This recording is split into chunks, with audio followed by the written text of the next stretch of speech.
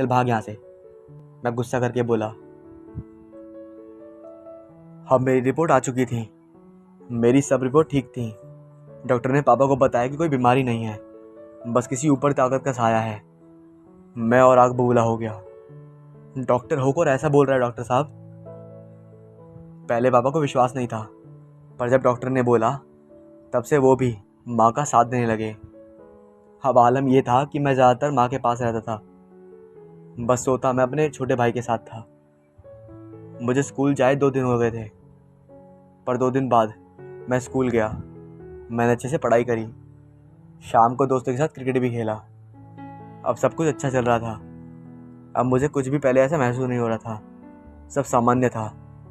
सब लोग खुश थे कि भूत का साया नहीं है। लेकिन शायद ये मेरा भ्रम था। मेरे पापा वन विभाग में थे। हम एक सरकारी घर में रहते थे। घर जंगल के किनारे था। जंगल के दूसरी तरफ गांव और बस्ती थी। यही कोई 7 किलोमीटर के बाद शहर। गांव और जंगल के बीचों बीच एक लंबी चौड़ी सड़क थी। मेरे घर के पास एक बहुत बड़ा तालाब था। वो तालाब काफ़ी खूबसूरत था, जहाँ अक्सर जंगल से पक्षी और पशु आया करते थे। जानवर तो नाम मात्र के थे। तालाब के पास किसी भी समय जाओ, बहुत अच्छा महसूस होता था। ठंडा ठंडा पानी, ठंडी ठंडी हवा। कभी कभी तो मैं उधर ही बैठकर पढ़ाई करता था। यही कोई 10 दिन बीते होंगे। रविवार का दिन था। मैं घर पर ही था, अपने कमरे में। स्कूल के प्रोजेक्ट का काम करना था। कई दिनों से तालाब पर गया ही नहीं था। फिर सोचा क्यों ना तालाब पर ही प्रोजेक्ट का काम शुरू करूं।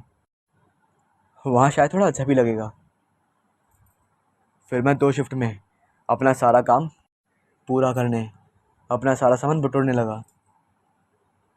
तालाब पूरा पेड़ों से घिरा था, पर एक खास बरगद का पेड़ था जो बहुत घना और विशाल था। मैंने अपना प्रोजेक्ट वर्क वहीं करना चाहा। पक्षियों के कलरव से वहाँ का मौसम बहुत बहुत ही ज़्यादा खूबसूरत था। बहुत शांति से बैठकर अपना काम कर रहा था मैं कि एक मधुर आवाज़ सुनाई दी। राजीव। मैं आवाज़ की तरफ पलटा, पर मुझे कुछ नज़र नहीं आया। कौन? कोई आवाज़ नहीं आया। कौन है? कौन मुझे बुला रहा है? मैं यहाँ हूँ। ड्राइंग शीट पर देखो। मैं ड्राइंग शीट पर देखा, जहाँ एक आकृति बनकर सामने आई। एक लड़की की, मेरी उम्र की एक लड़की, जो कि बिल्कुल परी जैसी लग रही थी। ये देखकर मैं हैरान था और डर भी गया था। डरना लाजमी था। पूरी ड्राइंग शीट कोरी थी। मैंने अभी कुछ शुरू भी नहीं किया था। अचानक मैं इतनी सुंदर, अच्छी और भला की खूबसूरती अपनी तस्वीर पर कैसे उतार सकता हूँ? कुछ तो झोल था। फिर भी हिम्मत करके मैं बोला, कौन हो तुम? रानी। एक अनजान आवाज़ आई। कौन रानी? और तुम ही मुझे परेशान कर रही थी? जी हाँ, पर मैं जानबूझकर आपको परेशान नहीं कर रही थी। मैं बस तुमसे बात करना चाहती थी। एक तुम ही थे जो मेरे साथ खेल सकते थे, बातें कर सकते थे। मैं अभी भी डरा हुआ था। पर तुम हो कौन? एक भूत। क्या? मेरे होश उड़ गए। मैं बहुत डर गया था। मुझे जाने दो। मुझे मुझे नहीं बात करनी। और मैं वहाँ सब कुछ छोड़कर वहाँ से भागने लगा। राजीव रुको, प्लीज़। मैं ठिठक गया। आवाज़ में करुणा थी। पलट कर देखा तो कुछ नज़र तो नहीं आ रहा था, पर आवाज़ साफ साफ सुनाई दे रही थी। राजीव, मैं तुम्हें नुकसान नहीं पहुँचाऊँगी। मैं बस तुम्हारे साथ खेलना चाहती हूँ। मेरा कोई भी दोस्त नहीं है। अकेली ऐसी भूत हूँ भूत लोक में, जिसका कोई दोस्त नहीं है। मैं ड्राइंग शीट के पास गया। शीट अब पूरा कोरा था। मैंने बस टीवी में भूत देखा था और सुना था कि ऐसा भी होता है, पर इतना मासूम और छोटा भूत। मैं भी बड़े मासूमियत से बोला, भूत तो बड़े होते हैं, तुम इतनी छोटी हो, तुम भूत कैसे हो सकती हो? क्योंकि मैं इंसान नहीं हूँ, मैं मर चुकी हूँ, इसीलिए भूत हूँ। अब मैं कैसे बताऊँ? वो भी बता नहीं पा रही थी और मैं भी समझ नहीं पा रहा था। खैर, मुझे उससे क्या। राजीव, मुझे अपना दोस्त बना लो प्लीज़। छोटी भूतनी रोने लगी। अचानक मैंने अपनी ड्राइंग शीट को भीगे हुए देखा, मतलब साफ था। छोटी भूतनी के आंसू मेरी शीट को भिगो दिए थे। मुझे उस पर दया आई। मैं सोचने लगा कि सच में इसने अभी तक मेरा कोई नुकसान नहीं करा है। कुछ भी तो नहीं। मेरे भी अच्छे दोस्त नहीं हैं, तो क्यों ना भूतनी को ही अपना दोस्त बना लूं। चंचल मन था, तो मुझे मानना ही पड़ा। ठीक है, तुम रो मत, तुम आज से मेरी दोस्त, सबसे अच्छी दोस्त। और फिर रानी खिलखिलाकर हंसने लगी। ड्राइंग शीट से आंसू गायब हो चुके थे, सूख चुके थे। शीट पर एक चित्र बनकर सामने आया, जो एक फूलों का गुच्छा था, और नीचे लिखा था थैंक यू। मैं भी बहुत खुश था। मेरी ज़िंदगी में एक पल था जो शायद किसी की ज़िंदगी में नहीं होता। माँ, हम जा रहे हैं स्कूल। राजीव घर से बाहर की तरफ जाते हुए माँ से बोला। ठीक है बेटा, संभल के, माँ राजीव से बोली। पर तब तक राजीव और छोटा भाई मोनू वहाँ से बाहर निकल चुके थे। राजीव 2 या 3 मिनट इंतज़ार किया होगा, तब तक बस आ गई और वो बस में बैठ गया। चल बैठ जा, खड़े क्यों हैं, राजीव अपने भाई को बोला। तो मोनू बैठ गया। भाई धक्का क्यों मार रहे हो? अरे मैंने धक्का कब मारा? भाई अभी भी धक्का मार रहे हो, अचानक में टॉनी बोला। मोनू मैंने कहा ना, मैंने धक्का नहीं मारा, राजीव बोला। फिर राजीव को कुछ महसूस हुआ। उसके बगल में शायद कोई बैठा है, पर दिख नहीं रहा था। रानी तुम, राजीव धीरे से बोला। हाँ मैं, आज मैं अभी तुम्हारे स्कूल जाऊंगी। यार तुम मेरे स्कूल कैसे?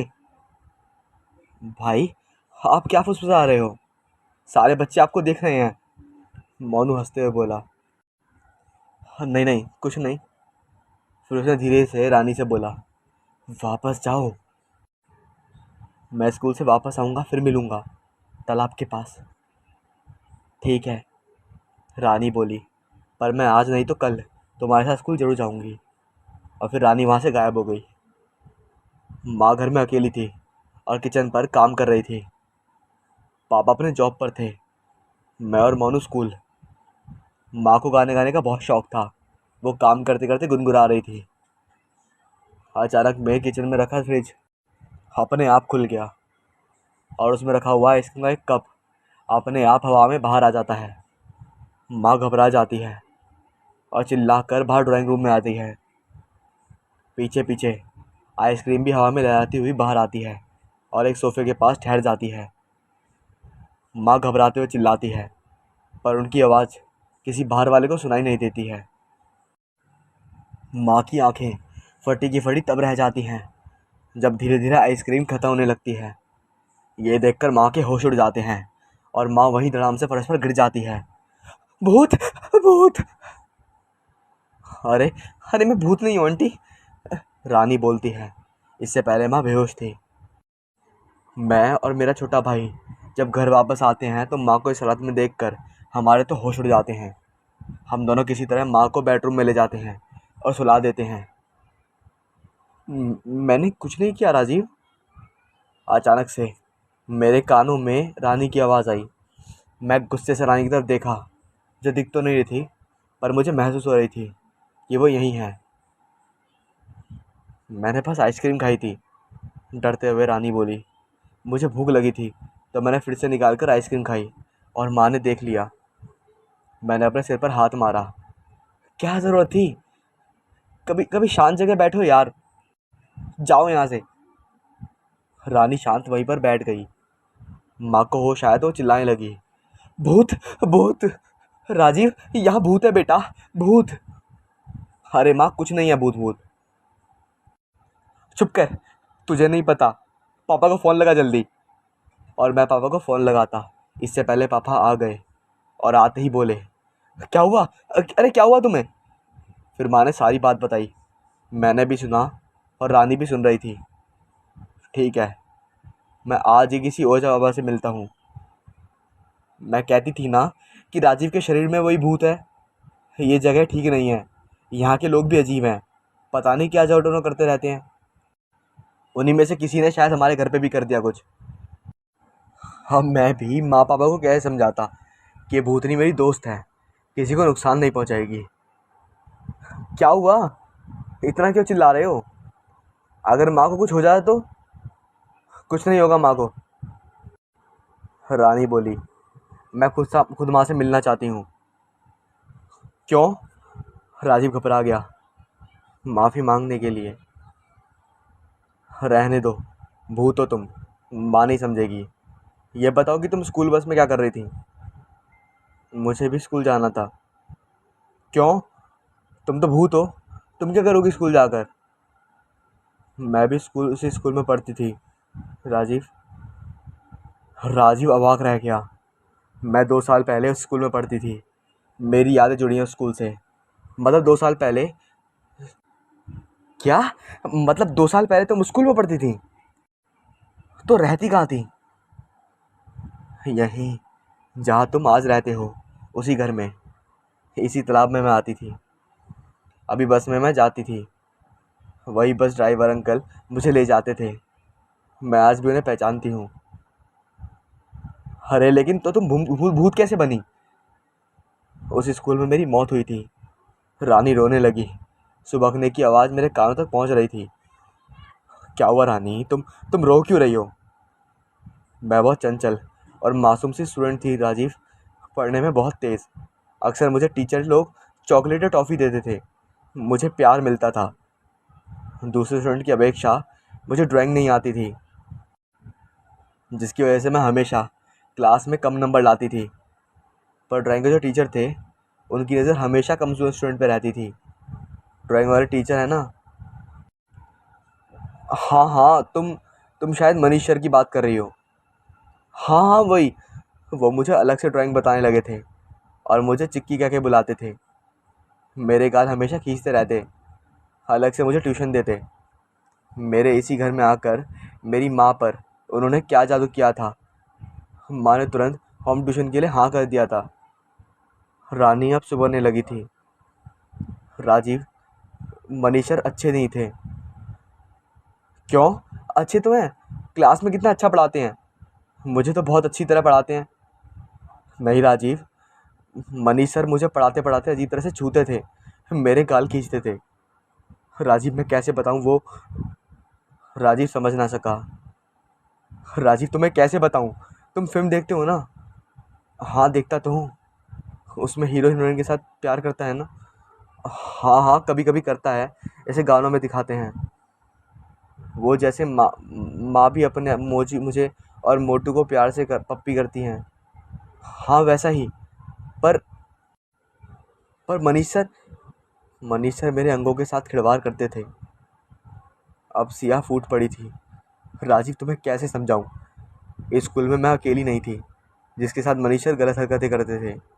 और भी एक दो बच्चे थे, और अभी भी शायद होंगे। अब राजीव थोड़ा थोड़ा समझने लगा था।